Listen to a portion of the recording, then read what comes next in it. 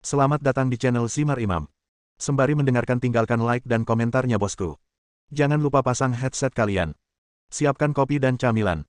Lupakan pahitnya kehidupan. Mari kita dengarkan sambil rebahan. Penembak jitu terbaik. Bab 1229. Semakin banyak batu formasi yang rusak. Ketika formasi akan runtuh, Lian mengangkat kepalanya dan melihat.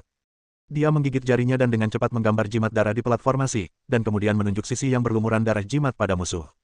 Berdengung. Dengan suara yang teredam, semua batu formasi di tanah hancur berkeping-keping pada saat yang bersamaan, dan tanah bergetar, seolah-olah telah terjadi gempa bumi. Pada saat yang sama, lampu merah menyala dari jimat darah di piringan formasi, dan seluruh langit dipantulkan menjadi merah.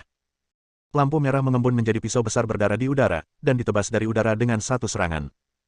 Wanita berbaju besi hitam yang sedang menonton di seberang membuat beberapa segel. Ular kobra itu tiba-tiba berdiri tegak dan membuka mulutnya untuk menggigit pisau berdarah di udara. Engah. Pisau darah itu begitu kuat hingga memotong ular kobra menjadi genangan darah, dan kemudian menghantam tanah dengan ledakan. Untuk sesaat, bumi runtuh dan bumi seolah terbelah dua dengan pisau darah sebagai garis tengahnya, dan celah besar muncul di tanah. Dampak besar menyebar ke segala arah, dan formasi tentara yang awalnya rapi langsung ditangkap. Tentara yang tak terhitung jumlahnya terpelintir menjadi hujan darah seperti ular kobra dan jatuh ke tanah. Wanita berbaju besi hitam melarikan diri saat pisau berdarah itu menyentuh tanah. Baju besi hitam di tubuhnya berubah menjadi bola besi hitam dan membungkusnya di dalam, mencoba membantunya melarikan diri dari bencana. Terdengar ledakan keras, dan baju besi hitam itu terkelupas dari tubuh wanita itu seperti serpihan kertas, lalu menghilang di udara. Tanpa perlindungan baju besi hitam, daging dan darah wanita itu tersebar sepotong demi sepotong, berubah menjadi hujan darah dan menghilang. Bahkan Elizabeth, Wang Kai yang gemuk, dan pria dengan bekas luka yang bersembunyi di belakang Lian tidak terkena dampak langsung dari kekuatan formasi, tetapi mereka masih jatuh ke tanah dan tetap di sana sampai semua dampaknya hilang ke atas. Retakan. Lian, yang memegang erat pelat susunan dengan kedua tangannya, melepaskan jari-jarinya, dan pelat susunan itu jatuh ke tanah. Pukulan tadi menghabiskan hampir seluruh kekuatannya. Saudaraku. Wang Kai, pria kecil yang gendut, bereaksi lebih dulu dan bergegas membantu Lian bangkit dari tanah. Elizabeth tiba hampir pada waktu yang sama, mengeluarkan botol seukuran ibu jari, melepas tutupnya, menempelkannya ke mulut Lian dan berkata, minumlah dengan cepat, ini akan memulihkan energimu. Crosskar juga berlari, tapi dia menuju ke pelat susunan. Dia mengulurkan tangan untuk mengambil pelat susunan di tanah, dan kemudian mengarahkan pisaunya ke Lian dan yang lainnya dengan tangannya yang lain. Cekikikan. Lian mengeluarkan tawa yang tidak menyenangkan di tenggorokannya, menatap pria dengan bekas luka itu dan berkata, apakah kamu pikir kamu dapat menggunakan kekuatan yang baru saja kamu dapatkan setelah mendapatkan pelat formasi? Pria dengan bekas luka salib sedikit mengernyit, matanya menunjukkan niat membunuh. Lian melanjutkan, bahkan saya tidak dapat menjamin bahwa saya akan menggunakan kekuatan pada pelat susunan setiap saat. Itu hanya kebetulan, dan formasi yang saya buat sebelumnya cukup beruntung untuk berhasil. Tanpa formasi yang telah ditata sebelumnya, piringan formasi akan menjadi seperti batu bahkan di tangan saya, apalagi Anda yang tidak memahami formasi sama sekali. Alis pria dengan bekas luka itu menegang lagi. Tentu saja, dia ingin merebut disformasi dengan tujuan membunuh orang dan merebut harta karun. Tindakan barusan bisa dikatakan telah membunuh ribuan pasukan. Bahkan wanita lapis baja hitam di alam sub-suci pun tidak bisa lepas dari kabar buruk. Ini adalah sesuatu yang tabu bagi pria dengan bekas luka silang. Dia khawatir Ang Li akan menggunakan trik ini untuk melawannya, dan dia pasti akan mati. Melihat keraguan-raguan di wajah pria yang memiliki bekas luka itu, Lian melanjutkan, kamu lebih tahu dariku. Musuh-musuh itu hanya dibunuh sementara olehku. Mereka tidak bisa dibunuh di ruang ini dan akan segera dibangkitkan. Tanpa bantuan saya, Anda akan mati jika memegang pelat formasi. Bahkan jika Anda menemukan makam Firaun, dapatkah Anda menerobos formasi dan masuk tanpa mengetahui formasi tersebut? Setelah jeda sebentar, Lian mengabaikan pria dengan bekas luka salib itu, mengangkat lehernya dan meminum cairan pengisi yang diberikan oleh Elizabeth. Cairan pengisi ini jauh dari sebanding dengan air huiling, tetapi masih memiliki efek magisnya sendiri. Setelah 2 napas, Lian telah pulih dengan cepat dan dapat berjalan sendiri tanpa bantuan. Panggilan. Pria dengan bekas luka salib menghembuskan napas, meletakkan pisaunya dan menyerahkan pelat formasi kepada Lian dan berkata, kamu benar sekali, kita hanya bisa bertahan hidup di sini dengan saling membantu. Selain itu, saya berharap semua orang dapat menghormati perjanjian yang dibuat sebelumnya dan berbagi peluang di sini. Petik 2. Oke. Lian tidak berkata apa-apa lagi, dia hanya mengambil pelat formasi dan menyimpannya. Pukulan suci. Lian melihat sekilas situasi menyedihkan di tempat kejadian, dan hatinya penuh dengan keinginan, ingin melangkah ke alam suci sesegera mungkin. Saudaraku, lihat ke sana. Wang Kai kecil gemuk tiba-tiba mengarahkan tangannya ke arah Sun City dan berkata, Sun City telah terbakar menjadi abu oleh api, namun saat ini, cahaya kemasan bersinar ke arahnya, seperti matahari terbenam di sana. Itu pasti reaksi berantai yang disebabkan oleh kemampuan piringan formasi untuk menarik kekuatan langit dan bumi sekarang. Ayo kita lihat dulu. Saat Lian mengatakan ini, dia melebarkan sayap di punggungnya dan terbang menuju Sun City. Elizabeth, bocah gendut Wang Kai, dan pria dengan bekas luka salib juga berlari menuju Sun City. Tidak lama setelah keempat orang itu pergi, sebuah tangan kerangka tiba-tiba terulur dari tanah. Saat telapak tangannya ditekan ke tanah, tengkorak dan tubuh kerangka itu perlahan muncul dari tanah, lalu daging dan darah muncul. Setelah sebuah wajah terbentuk, dapat dilihat bahwa dia adalah wanita berarmor hitam yang sebelumnya memiliki alam subsuci. Di ruang ini, wanita berbaju hitam, seperti para prajurit, dikutuk dan tidak akan benar-benar mati, dan menjadi orang pertama yang dibangkitkan. Wanita berbaju besi hitam menatap ke arah kota matahari emas yang bersinar, senyuman gembira muncul di sudut mulutnya, dan tubuhnya terus pulih hingga akhirnya dia mengenakan baju besi hitam, seolah-olah tidak terjadi apa-apa. Kakak. Di tempat di mana para prajurit terbunuh tadi, baik di lengan, kepala, atau telapak kaki, potongan tulang muncul dari tanah seperti benih, dan kemudian berjalan untuk berdiri di belakang wanita berbaju hitam itu. Segera, lengan, kepala, telapak kaki, ini berubah menjadi prajurit kerangka, dan kemudian dibungkus dengan daging dan darah, menjadi prajurit Mesir kuno yang mengenakan baju besi. Para prajurit ini menatap kota matahari emas yang bersinar, dan masing-masing dari mereka tampak sama bersemangatnya dengan wanita berbaju hitam. Wow! Wanita berbaju hitam itu tiba-tiba berbalik menghadap pasukannya dan berteriak dengan semangat, prajurit, selama kita menghancurkan tongkat Firaun, kita bisa menghilangkan kutukan dan mendapatkan kehidupan baru. Ayo, ikuti aku dan bunuh tongkat Firaun. Hancurkan tongkat Firaun. Teriak para prajurit serempak, dengan kekuatan yang luar biasa. Ayo pergi. Wanita berbaju hitam itu melambaikan tangannya dan memimpin pasukan menuju Sun City. Tujuan mereka dan Lian serta partainya semuanya untuk tongkat Firaun, namun satu pihak ingin menghancurkannya, sedangkan pihak lain ingin mendapatkannya. Bab 1230. Lian memandangi piramida tinggi di depannya dan terkejut dengan keagungannya.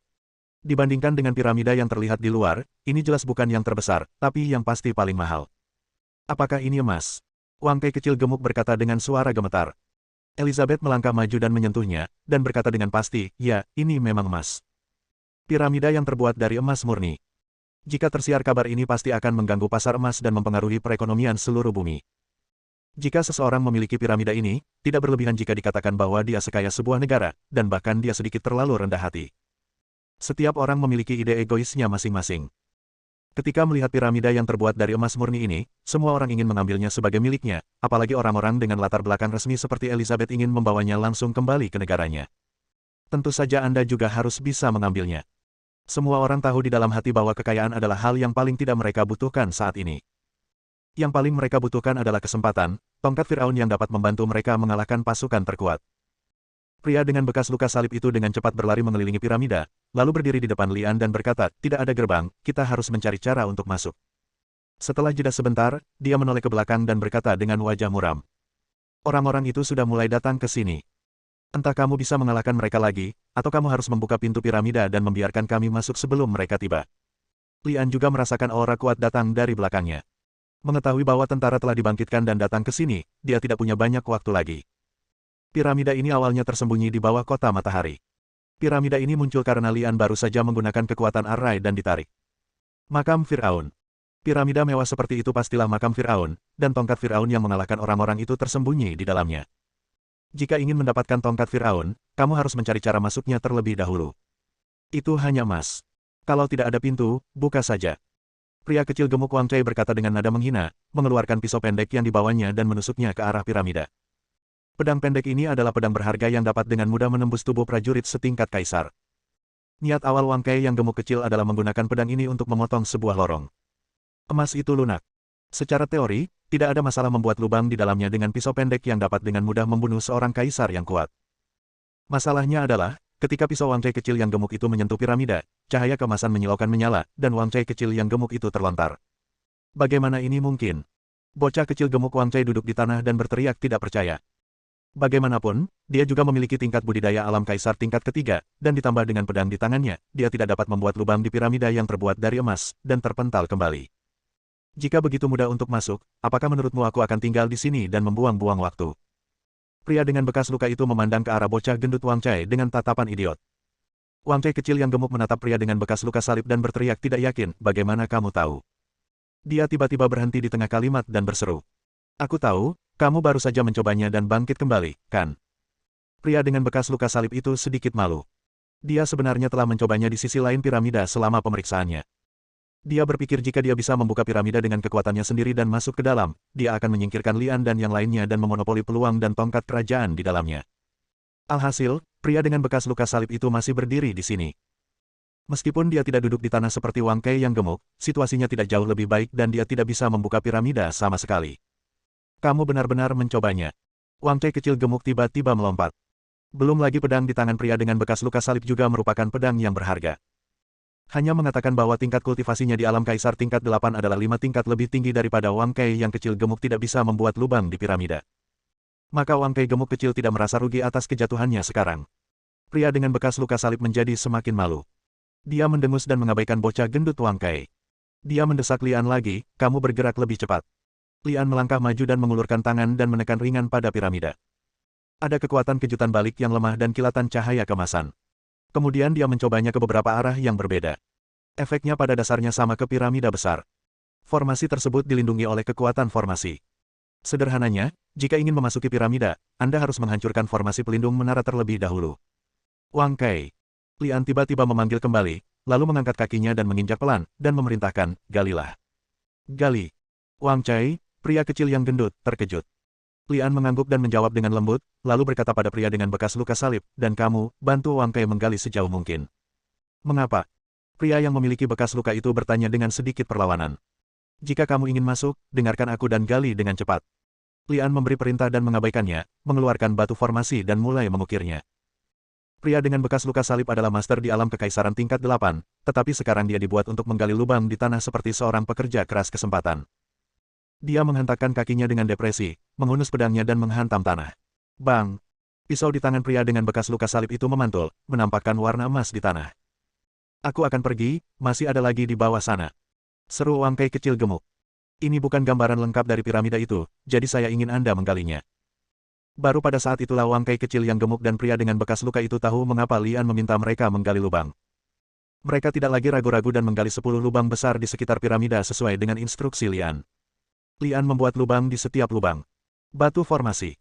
Akhirnya, Lian mengeluarkan pelat susunan itu lagi, dan semua orang memandangnya dengan penuh harap.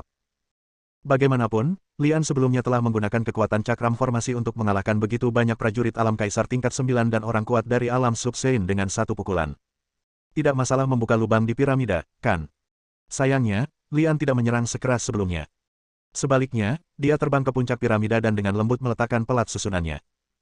Saat piringan formasi diturunkan, 10 batu formasi yang sebelumnya ditempatkan di lubang oleh Lian bersinar dengan cahaya, mendorong cahaya kemasan pada piramida mengalir menuju piringan formasi.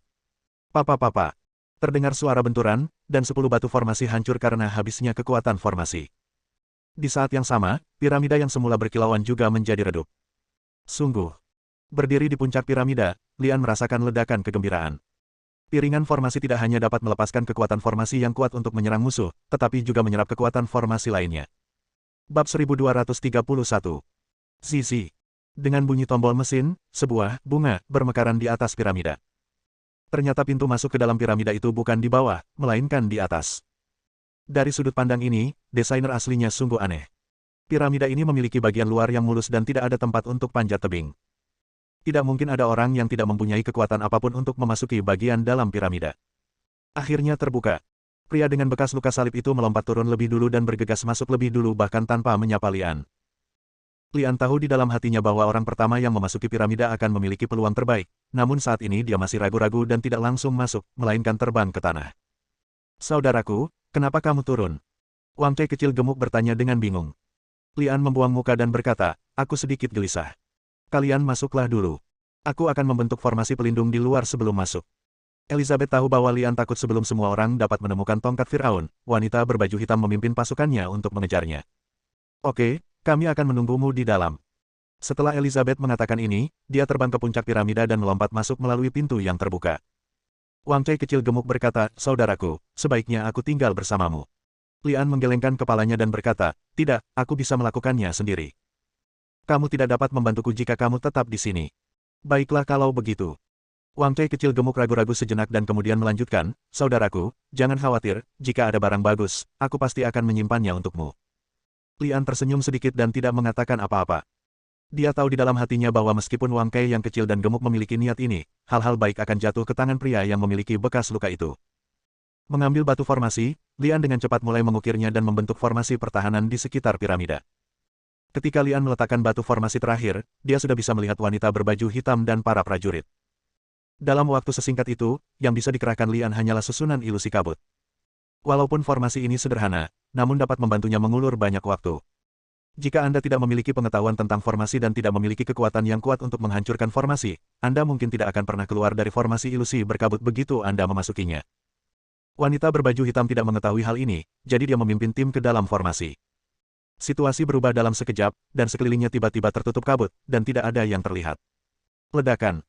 Wanita berbaju besi hitam menggunakan angin kencang untuk menghilangkan kabut, tapi kabut itu tidak bisa hilang sama sekali. Baru kemudian dia menyadari bahwa dia terjebak dalam formasi. Lian terbang ke dalam piramida dan berlari menyusuri lorong. Piramida ini merupakan makam Firaun. Selain formasi pertahanan di luar, di dalamnya juga terdapat banyak mekanisme. Namun, karena Lian bukan orang pertama yang masuk, banyak lembaga yang tersentuh dan kehilangan efektivitasnya.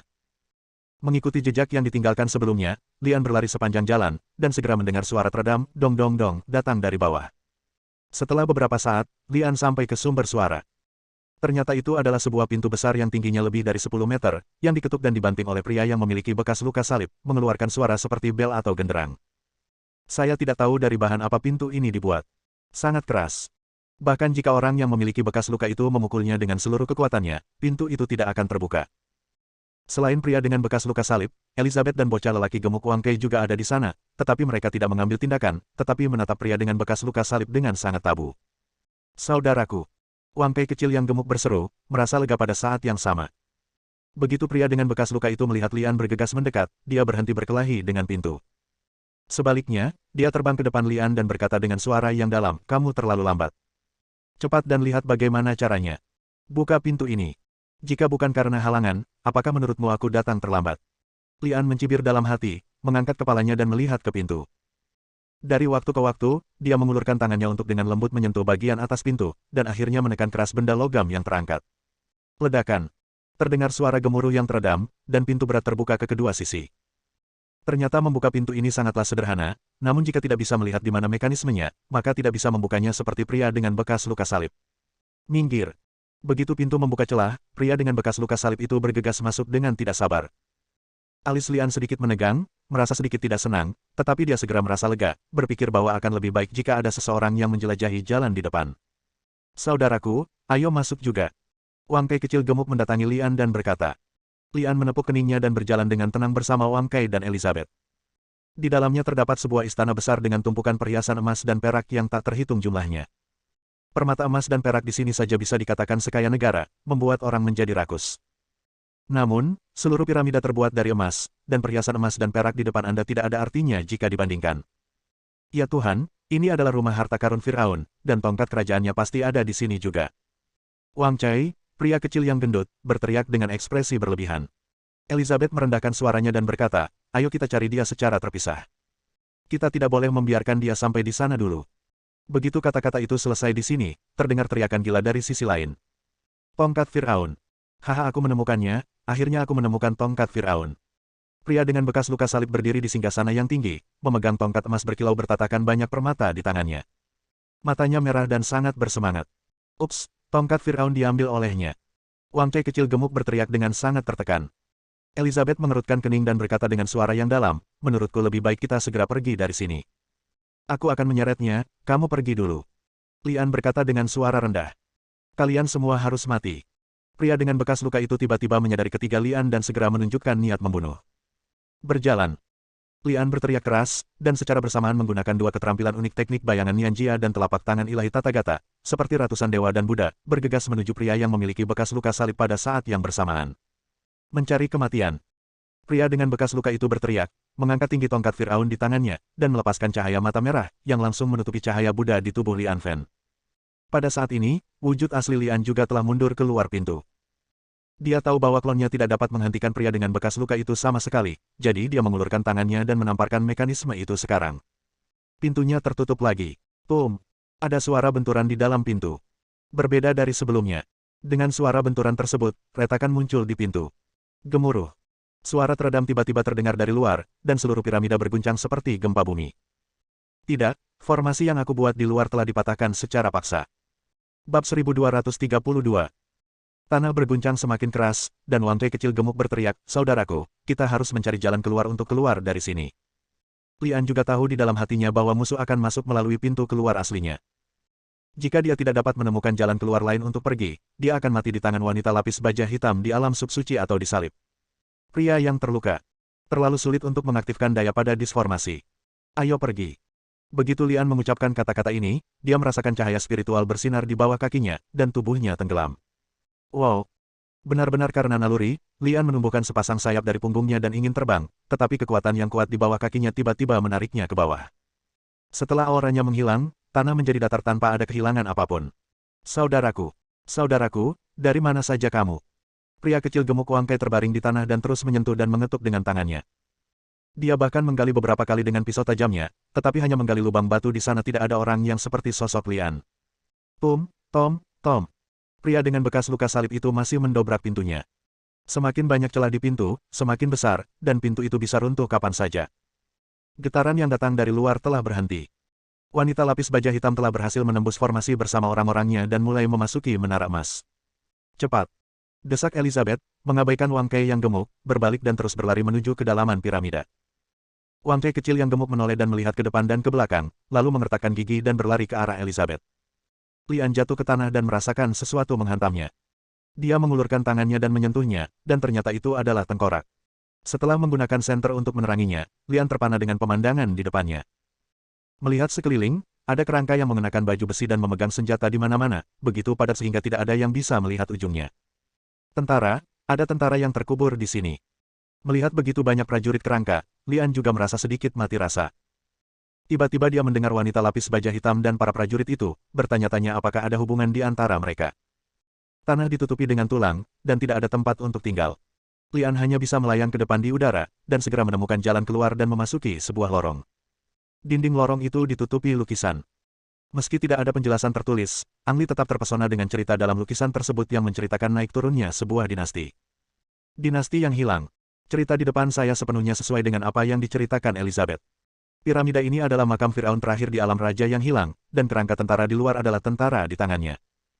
Ketika Firaun baru saja menjabat, negaranya masih sangat kuat, dan segalanya berubah ketika ia mengambil seorang istri yang cantik. Demi menyenangkan istri ini, Firaun mulai menaikkan pajak secara terus-menerus sehingga membuat masyarakat mengeluh. Masalah internal dan eksternal membuat wilayah Firaun semakin kecil, tetapi dia tidak mau menghancurkan negara seperti ini, jadi dia memohon kepada para dewa untuk memberinya kesempatan lagi dan dia ingin melakukan pertempuran terakhir. Dewa tidak menanggapi, tapi istrinya menjawab. Dia menyatakan bahwa dia akan membantu Firaun menciptakan tentara terkuat di dunia. Firaun akhirnya mengetahui rahasia istrinya. Yang disebut pasukan terkuat hanyalah pasukan hantu. Semua prajuritnya dibunuh oleh istrinya. Pada saat yang paling kritis, Firaun menggagalkan rencana istrinya dan mengunci dia serta tentaranya di dunia rahasia ini sehingga mereka tidak akan pernah bisa pergi.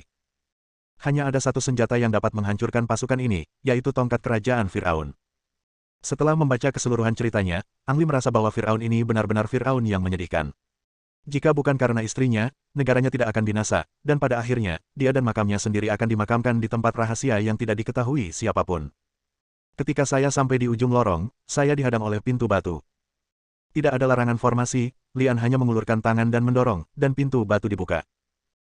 Berbeda sekali dengan kemegahan tembok emas yang pernah saya lihat sebelumnya, di balik pintu batu terdapat ruangan yang sangat sederhana, perabotan di dalamnya hampir semuanya terbuat dari kayu, seorang mumi sedang duduk di kursi reot sambil memegang tongkat kayu yang compang camping pada Lian dengan mata kosong. Firaun yang menyedihkan. Begitu Lian melihat mayat itu, dia menebak identitas pihak lain. Dia adalah Firaun yang dibunuh oleh istrinya, dan tongkat kayu yang tidak mencolok di tangannya adalah tongkat Firaun yang asli. Satu di tangannya hanyalah palsu.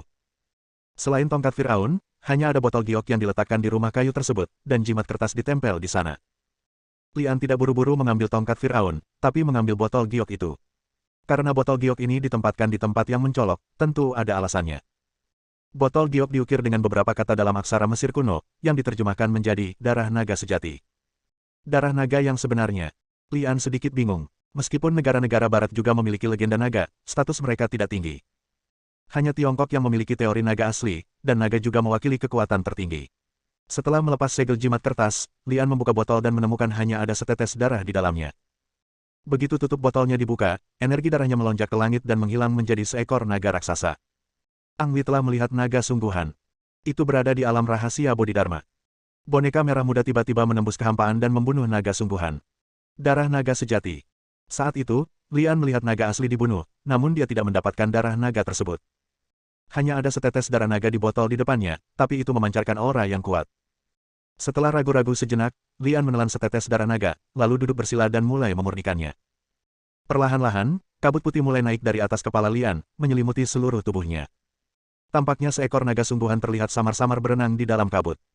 Saya tidak tahu berapa lama, tapi kabut menghilang, dan Lian berdiri di sana bersisik. Alam Kaisar tingkat ke-7. Lian berjabat tangan, dia tidak menyangka setetes darah naga sejati akan memungkinkan dia menerobos ke alam kekaisaran tingkat ke-7 darah naga. Yang memperkuat pertahanan tubuhnya, dan sihir pemurnian tubuh Wuming akhirnya berhasil menembus ke tingkat pertama dan mencapai tingkat kedua. Manfaat darah naga sejati bagi Ang Li sungguh luar biasa. Begitu dia memikirkannya, sisik di tubuh Lian menghilang. Dia berjalan ke arah mumi itu, menyatukan tangannya dan memberi hormat, dan berkata, "Jangan khawatir, saya pasti akan membantu Anda memenuhi keinginan Anda, dan biarkan roh-roh yin itu telah terbebaskan." Mungkin karena janji Ang Li, tiba-tiba mumi itu berubah menjadi bubuk dan berserakan di tanah, hanya menyisakan tongkat Firaun yang terjatuh di kursi. Bersambung.